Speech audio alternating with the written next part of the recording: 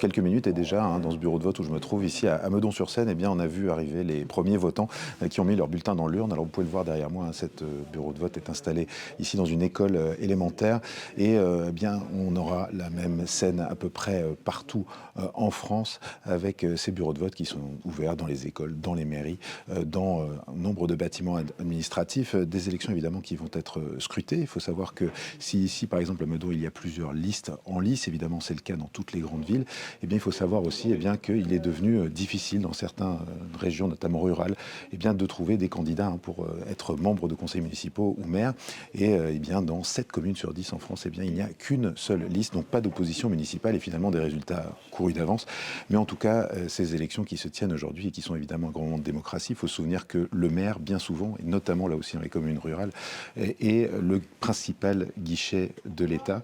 C'est un représentant extrêmement important et à l'heure où dans certaines zones, eh bien, les services publics tendent à disparaître, eh bien, la mairie est devenue évidemment un point central de cette démocratie française et de la présence de l'État dans tous ces territoires.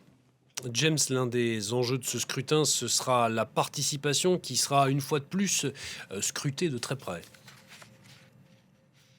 Oui, absolument, la participation qui va être scrutée de très près. Pourquoi? Parce qu'on est au début d'un cycle d'élections qui démarre. On a les municipales, évidemment, dans la quinzaine à venir. Et puis, eh bien, ce sera les présidentielles en 2027 et puis les législatives. Donc, évidemment, c'est un grand moment pour essayer de voir si les électeurs français, si la démocratie française se porte bien. Ce sont des élections qui sont importantes, qui vont être scrutées. Pourquoi? Parce que, tout simplement, la participation a baissé ces dernières années, près de 80%, 1983.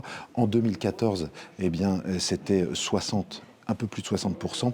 Et avec le Covid en 2020, on est tombé à 40. C'est vrai qu'on sort d'un mandat qui a été un mandat de crise, aussi bien avec le Covid, que les problèmes budgétaires, ainsi également qu'une situation politique en France qui est extrêmement tendue, on le sait, avec notamment un Parlement qui est très fragmenté. C'est une élection qui est importante aussi bien pour les électeurs. C'est vrai que si les résultats peuvent parfois donner des indications, on pense notamment aux grandes villes comme Paris ou Marseille, sur ce que les électeurs feront, notamment dans les scrutins nationaux à venir, il faut se souvenir qu'il y a une vraie composante locale, que les personnalités des maires et des listes sont évidemment très importantes et ont beaucoup d'impact au niveau local, mais il faut se souvenir que pour tous les partis, c'est un enjeu majeur, parce que c'est ici, dans les communes, bien souvent, que se forment les cadres politiques de demain.